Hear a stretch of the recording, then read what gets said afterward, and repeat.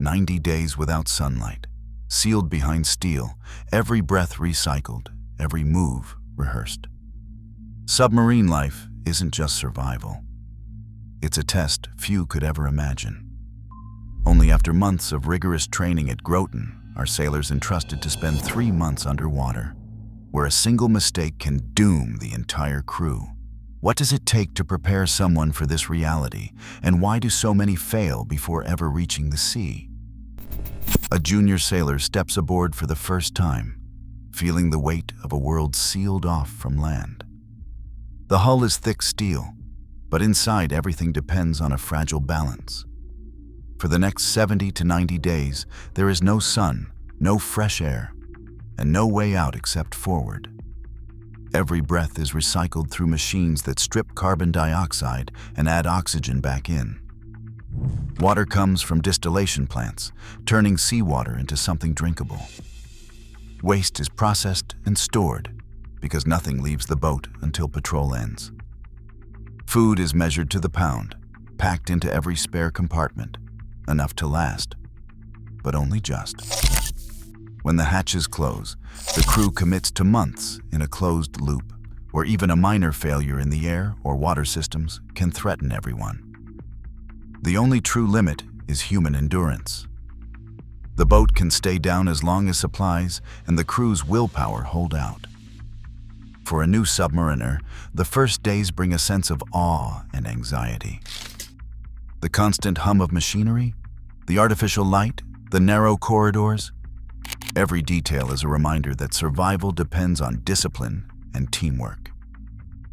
There is no room for error, no margin for carelessness.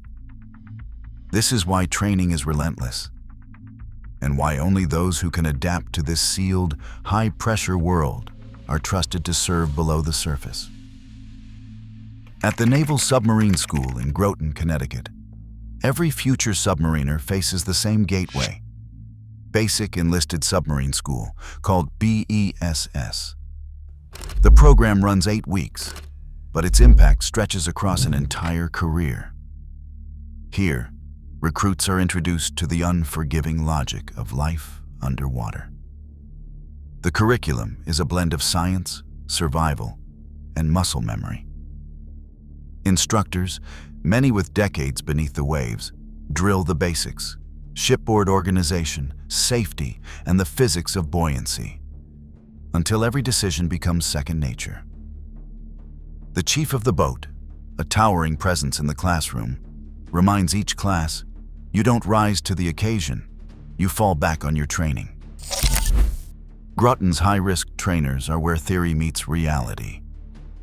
In the firefighting simulator, thick smoke fills steel compartments as students crawl blind, searching for the source of a blaze.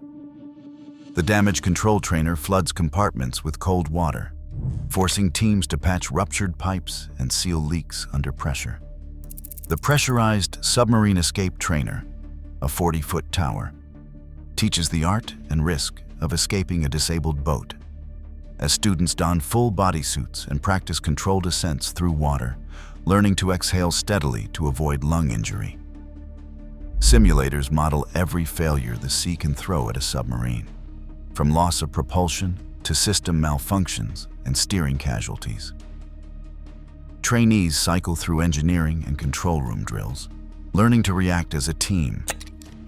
Each scenario is designed to create reflexive competence, so that when the hull is sealed and hundreds of feet below the surface, a sailor's response is automatic. The skills forged here will be tested for real, but Groton is where the habits and the confidence begin. Bunks on a submarine are stacked 3 high, squeezed into spaces barely wider than a grown man's shoulders. In some compartments, there is only 4 inches of headroom between mattresses. On many boats, hot bunking is the norm. One sailor's sleep ends as another's begins. The sheets are still warm, the pillow carries the scent of the last occupant, and personal time is measured in minutes. Each rack is curtained for privacy, but light and noise bleed through. Machinery hums day and night. Pumps, fans, and the constant flow of water over the hull create a background that never fades. Some sailors use foam earplugs. Others simply learn to tune it out. The daily rhythm is dictated by the watch bill. Depending on the boat, sailors rotate through 6-hour or 8-hour shifts, with sleep squeezed into whatever window the schedule allows. There is no sunrise or sunset, just artificial light cycling overhead. Sleep is not a guarantee. Drills, maintenance, or a sudden alarm can cut it short at any time. One junior sailor remembers his first patrol. You crawl into your rack and it is still warm. You hope the guy before you did not leave crumbs. After a while, you stop caring. You sleep when you can, and you get up when you are told. On a submarine, rest is rationed like any other resource, and fatigue is a constant companion. Routine is more than a schedule on a submarine. It is a shield against the mental strain of isolation and fatigue. Each sailor learns to anchor their day with small, repeatable acts. A Navy psychologist at Groton stands in front of a classroom, teaching new recruits how to build structure when the world outside disappears. She explains the value of rituals, making your rack the same way every time, using the same mug for coffee, and sticking to a workout routine, even if it is just a few push-ups squeezed between watch and sleep. These habits create a sense of control in a space where almost nothing else can be shaped by the individual. Leadership is trained to monitor the crew for signs of stress or withdrawal. The chief of the boat checks in with each watch section, looking for changes in mood or performance. If a sailor starts skipping meals or falls behind on qualifications, it is a warning sign. The crew is encouraged to talk openly about stress, and senior sailors model that by sharing their own coping strategies. Operational stress control, known as OSC, is not just a program.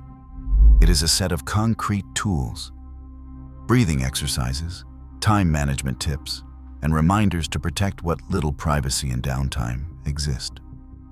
These are the techniques that help submariners keep their edge day after day, deep below the surface. The galley is the heart of a submarine, squeezed into a space barely bigger than a walk-in closet. Here, a handful of culinary specialists work in tight formation, turning out more than 300 different menu items over the course of a patrol. Every meal is planned months in advance, down to the pound and the can. Before departure, the crew forms a human chain, passing boxes of food down narrow hatches and into every available corner, under bunks, behind panels, even in unused showers. Early days at sea are marked by abundance: crisp salads, fresh fruit, real milk, and bread that steams when sliced. For the first week or so, meals feel almost like a reward. But as the days pass, the menu shifts. Fresh produce runs out and is replaced by frozen vegetables, canned fruit, and powdered milk. Still, the galley team keeps spirits up with creative recipes and fresh baked bread, filling the boat with the smell of cinnamon or pizza on a Friday night. The galley chief, a veteran of a dozen patrols, calls food the crew's emotional anchor. He knows when morale is dipping not from complaints, but from the noise level in the mess. A good meal can turn a hard day around. In a world without sunlight or fresh air, the next meal becomes the marker of time, a small comfort that helps everyone keep going. A fire alarm blares. Within seconds, the damage control chief's voice cuts through the chaos, assigning teams to their stations. One junior sailor grabs the nozzle, bracing for smoke and heat as the compartment seals tight behind him. Fire hoses uncoil, watertight doors slam shut, and the crew moves with practiced speed, every step drilled until it's muscle memory. In the control room, a command echoes. Emergency blow. High-pressure air roars through the ballast tanks, forcing water out and driving the submarine upward. The boat pitches steeply as the crew tracks depth and angle. Surface reached, the drill ends, but adrenaline lingers. Tomorrow, they'll do it all again. Every week, the chief of the boat orders a field day. It's not a punishment, it's survival. Sailors scrub decks, wipe down pipes, and clean every corner to keep corrosion, mold, and bacteria at bay. The work is methodical, driven by the same discipline that keeps the boat running. In the gym, space is tight. A single treadmill, a few free weights, and resistance bands are squeezed between machinery. Physical training is mandatory, even if it means doing push-ups in a passageway. Cleanliness and fitness aren't just routine. They are the backbone of morale and readiness on a 3-month patrol. Right now, more than 10,000 sailors serve beneath the ocean, their lives shaped by a discipline few will ever know. As underwater patrols remain vital to global security, their unseen sacrifices anchor a world built on deterrence. In the silence below, vigilance is both a duty and a lifeline.